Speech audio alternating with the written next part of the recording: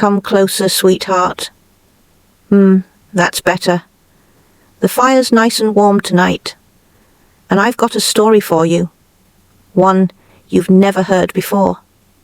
It happened many years ago, long before you were born, when my hair was still the colour of chestnuts, and I could walk all over town in heels without thinking twice. I was living in Oregon then, working in Bend. It was a chilly Thursday evening in late September, the kind of dusk that paints the world in soft grey and makes the pine trees sway like they're whispering old secrets. I'd just left the office, coat tucked under my arm, my phone buzzing with yet another message from my mother, asking what I wanted for dinner. I didn't answer. My mind was somewhere else, heavy with thoughts I couldn't quite name. That's when I saw him. Not the man who would later steal my heart and nearly break it in two, but the man beside him, an elderly homeless man, sat slouched against the stone wall near the grocery store, a cardboard sign at his feet, hungry, anything helps. His hands trembled and his gaze stayed fixed on the ground like he wished he could disappear. But my eyes weren't on him. They were on the young man kneeling in front of him, tall, casually dressed, nothing showy. But there was something in his posture, the way he crouched down to meet the old man's eyes, the way he set a grocery bag gently on the pavement and opened a bottle of water like it was something sacred. I stopped a few steps away, pretending to check my phone, but really I was watching. The old man's voice was faint. "God bless you," he whispered, his eyes welling up. "I hope this keeps you going for a few days," the stranger said softly, patting his shoulder with such tenderness it felt like the air around them had stilled. There was nothing smug about it, no look-at-me smile, just warmth, real warmth. I walked forward then, pulled a few bills from my wallet and dropped them into the old man's box. He looked at me like I'd just given him the moon. The stranger looked up too, and our eyes met. "That was kind of you," I said, trying not to sound awkward. "You too," he replied with an easy smile. "Most people just walk right past. Most people don't know what to do," I said. "Yeah," he nodded, then offered his hand. Tyler Grant." I hesitated for half a breath before shaking it. "Megan Foster." "I was just about to get a coffee," he said. "There's a place nearby with the best espresso in town. Want to join me?" Now, I wasn't the kind of woman who accepted invitations from strangers, but something about him. It felt safe. Solid. The sort of calm you don't even realize you need until it's in front of you. "Sure," I said, surprising myself. The cafe was tucked between two brick buildings, warm, with the glow of string lights curled across the ceiling. As we sat down, I noticed his way of speaking. Thoughtful, unhurried, like he wasn't trying to sell himself. He loved seafood, so did I. He adored wine. I had a secret fondness for Oregon Pinot Noir. He volunteered at children's shelters. I'd been supporting a youth foundation since college. "It's rare to meet someone who notices people," I told him, swirling the foam in my cappuccino. "It's rarer to meet someone who actually does something about it," he said, leaning back in his chair. I smiled then. Small, shy, I wasn't used to being seen like that. That night, I left the cafe with a strange lightness in my chest, like a tiny lantern had been lit inside me. Tyler walked me to my car, said goodbye, and disappeared down the street. I had no idea what was coming, but I remember thinking, maybe, just maybe, this time love will be different. Ah, sweetheart. If only I could have stayed in that moment forever, walking out of that little cafe with the faint smell of roasted coffee still on my coat and the sound of Tyler's voice still in my ears. But life, it keeps moving. Tyler and I started seeing each other often after that night. It was never flashy, never overdone. He had a way of making the simplest things feel special. One Saturday morning he texted me, "Don't ask any questions, just give me a few hours. You won't regret it." I hardly slept the night before, replaying every word from our earlier conversations. When he arrived, he didn't bring roses or jewelry. He brought a bouquet of wildflowers. "Roses are too predictable," he said with that easy smile. We drove out of town, the road curling alongside the Deschutes River until it disappeared into the pine-covered hills. He took me to a hidden trail, one I'd never seen before. The air smelled of wet earth and cedar. "I come here when I need to think," he told me. "This place reminds me of what love should feel like. Still, safe." At the water's edge, 2 swans floated close together, one white, one a soft grey. "He follows her everywhere," Tyler whispered, like he was born to protect her.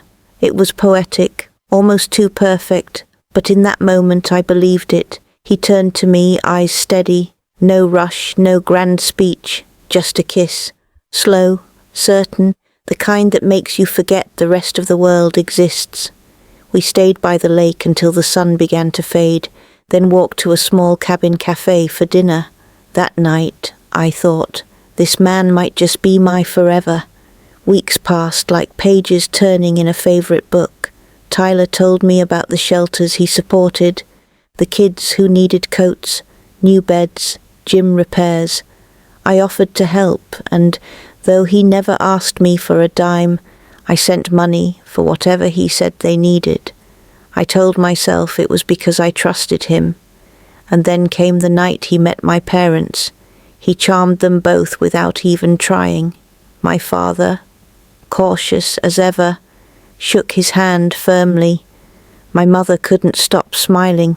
So when Tyler asked for their blessing to marry me, they gave it. And I said yes. I thought the story was heading toward its happy ending. But, my darling, the shadows were already gathering. I just didn't see them yet. It was one of those crisp golden Saturdays in Bend. The air was sharp, but pleasant. The kind that makes you breathe a little deeper. I'd spent the morning helping my mother trim the gardenias by the back porch. My hands smelled faintly of green leaves and soil. I only needed one thing: almond milk. Such a small errand, but it would become a moment I'd never forget. I drove to a little market I almost never visited, one tucked away near the industrial district. I parked, stepped out, and started toward the entrance. And then I froze. Across the street, in front of the liquor store, stood Tyler. My Tyler. Only this wasn't the man I knew. He wasn't smiling, he wasn't helping, he was yelling. At first I couldn't make out the words, but his voice was sharp, hard, a tone I'd never heard from him before. In front of him was an older homeless man, the very same man from the night we first met. Tyler's shoulders were tight, one hand gripping that familiar leather folder he always carried. Then, I saw it, he shoved the man. Hard. The old man stumbled backward, landing on the curb with a dull thud. His worn backpack and a plastic bag of clothes spilled onto the street. Tyler didn't stop. He swung the folder, striking him, then kicked the bag toward the road where cars were passing. The contents scattered under a delivery van's wheels. I felt rooted to the spot. My hand clutched the edge of a shopping cart, like it was the only thing keeping me from collapsing. That wasn't the man who kissed my forehead. That wasn't the man who talked about swans and safe love. He stormed off without looking back, slipping into his car and driving away. The old man stayed slumped on the pavement. A store clerk rushed out with a phone in hand. I stepped inside the market, not to shop, but to hide, my heart pounding in my ears. I didn't buy a thing that day. I drove home in silence. My mother was in the kitchen humming as she made soup. I told her I had a headache and went straight to my room. That night, I didn't cry, not yet. I just lay in bed, staring at the ceiling, trying to fit this new Tyler into the man I thought I knew. By morning, I had made a decision. If he could lie with his hands, maybe he could lie with his words. And there was only one way to know for sure. I remembered the shelter he'd told me about, the one he claimed to visit every Wednesday. I would go there myself, not to accuse, not to fight, just to see if the truth matched his stories. 2 days later, I found myself standing in front of the shelter Tyler had spoken about so often. It was smaller than I'd imagined. A single-story brick building with faded blue trim and a crooked welcome sign above the door. The air smelled faintly of baked bread drifting from somewhere inside. I pushed open the door and stepped into a small reception area. A woman with kind eyes and greying hair sat behind the desk, knitting something pale yellow. She looked up, her needles pausing mid-click. "Can I help you, dear?" she asked. "Yes," I said, my voice steadier than I felt. "I'm looking for someone. Tyler Grant. I was told he volunteers here on Wednesdays." Her brow furrowed slightly, as though she were searching her memory. "Tyler Grant," she repeated. "I've been here 23 years, and I've never heard that name." I blinked. "Are you sure? He said he helped with food deliveries and repairs to the children's playroom." The woman set her knitting down and folded her hands. "We haven't had a playroom for 6 years, dear. The roof caved in. And as for deliveries, we've had the same volunteer team since last spring. No Tyler among them." It was like a thread snapped inside me. I thanked her politely, left the building, and sat in my car, hands tight on the steering wheel. My chest felt both heavy and hollow.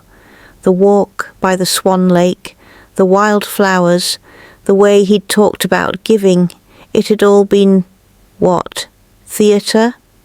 That night, I sat at my kitchen table with a cup of chamomile tea, staring at the steam curling upward. If he had lied about this, what else had he lied about? And then, I don't know if it was courage or stubbornness, an idea formed. My father used to say that truth is like water. It finds a way to show itself if you give it space. I would give it that space. Tyler prided himself on noticing people in need. What if he thought he was meeting someone entirely different? Someone who didn't know his name, his charm, his stories. Someone invisible. I would become that someone.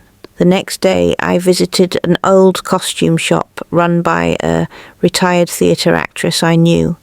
Her name was Betty, a woman who could make you look like anything from a Victorian duchess to a chimney sweep.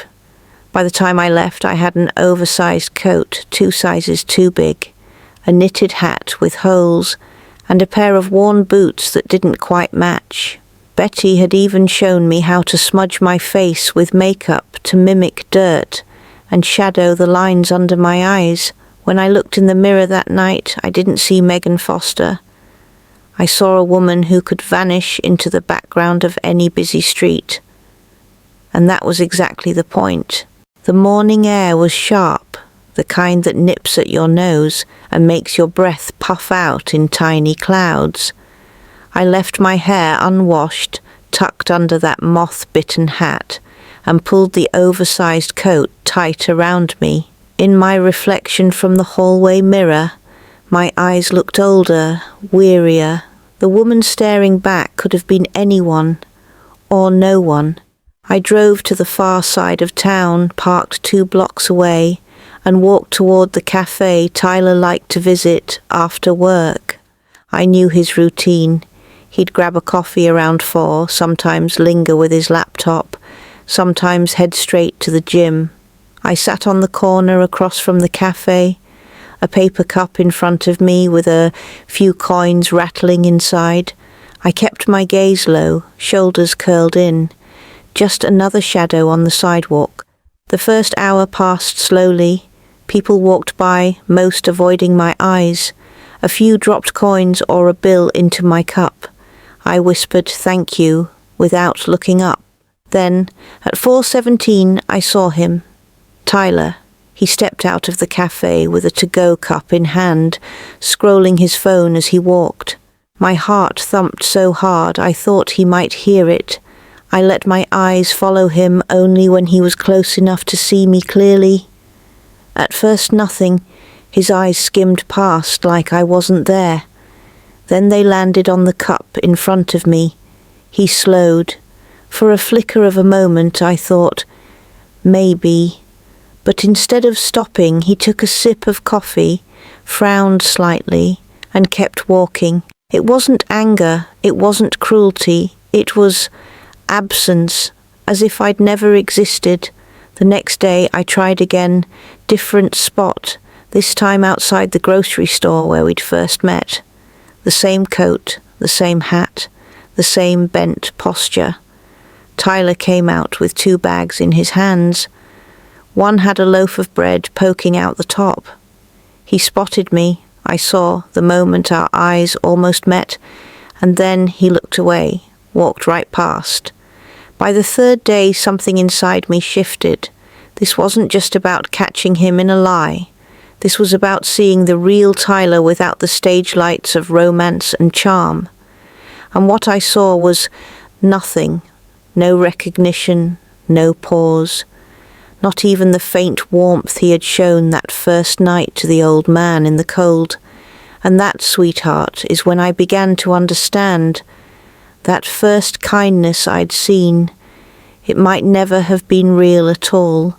It was a Friday evening, the kind where the sun melts into the horizon and turns the whole street a soft honey gold. I'd been sitting outside the bookstore for an hour in my disguise, my fingers stiff from the chill. I wasn't expecting him that night, but there he was, walking down the opposite sidewalk, dressed in that navy coat I'd once teased him about because it made him look too serious for a man who loves oysters. I watched him slow as he passed the bakery, glancing at his reflection in the glass. Then, as if feeling eyes on him, his gaze flicked toward me. For a second I thought maybe he'd look away again. But this time he crossed the street. He stopped just short of where I sat. His shadow stretched across my boots. "You've been hanging around a lot lately," he said, his voice casual, almost detached. I kept my head low, just trying to get by. There was a pause, a long one. I felt him studying me. "You know," he said slowly, "you remind me of someone." That was my moment. I looked up, let him see my eyes, let the disguise drop, not with a dramatic flourish, but with the quiet, undeniable truth of recognition. His face, oh, sweetheart, I wish I could forget it. Surprise first, then something like guilt, but just for a breath. After that, it was a mask, smooth, practiced. "Megan," he said and almost laughed, though there was no humour in it. "What is this? Some kind of game?" I stood, my knees stiff from sitting so long. "No, Tyler, it's not a game. I just wanted to see you, the real you, without the swans and the wine and the speeches." His jaw tightened. "So you dressed up like this? To what? Test me?" I wanted to know if the man I was going to marry would see me, or anyone, if there was nothing in it for him. He stepped closer, lowering his voice. "That's not fair." "Neither is lying," I said. For a moment I thought he'd fight it, that he'd spin a new story, make me doubt myself again. But instead he just shrugged. If you're looking for some perfect saint, Megan, you're going to be disappointed every time." I didn't answer. The air between us was cold, heavier than the night around it. Finally, he turned and walked away, not once looking back.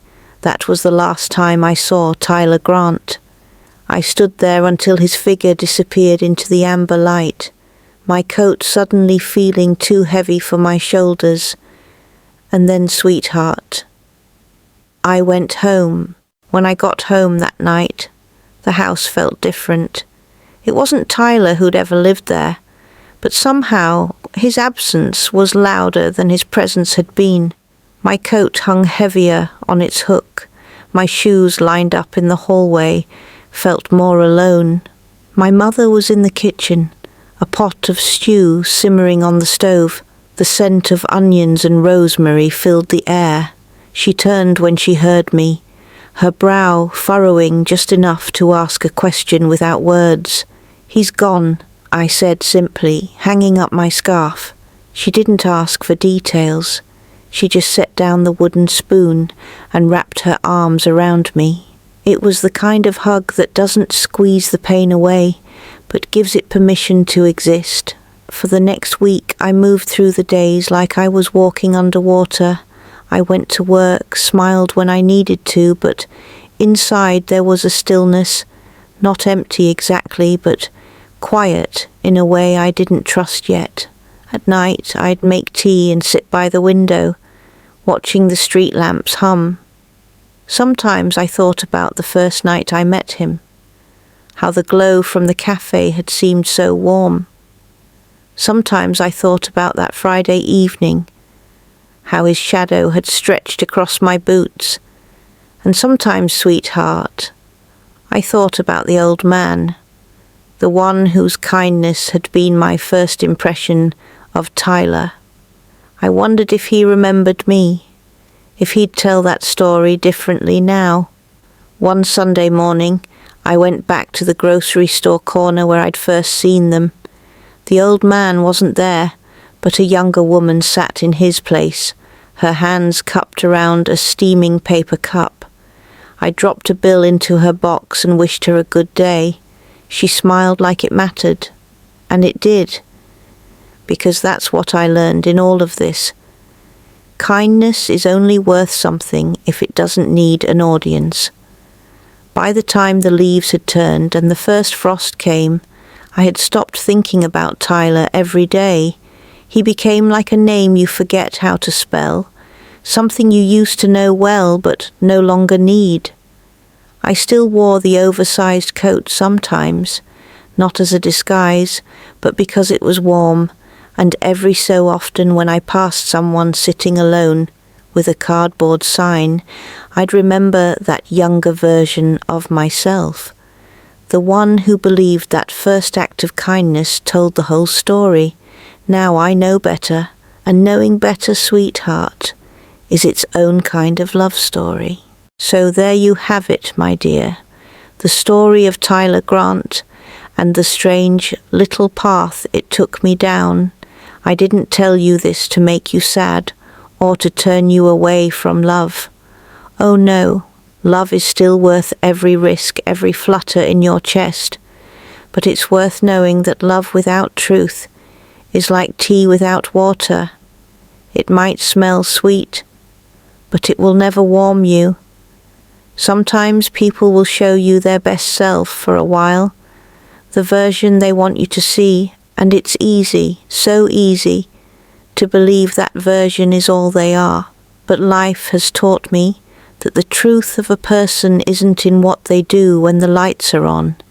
It's in what they do when no one's watching. That night, after Tyler disappeared into the golden evening, I went home and made myself a cup of chamomile tea. I remember sitting there in the quiet, feeling the steam touch my face, and realizing I wasn't broken. Hurt, yes. Disappointed, absolutely. But broken? Because kindness, mine, was still intact. It didn't belong to him, and it never would. And in time I met other people. Some stayed, some didn't. but I always carried that lesson like a smooth stone in my pocket, a reminder to look beyond the polished words and pretty moments and to see the heart underneath.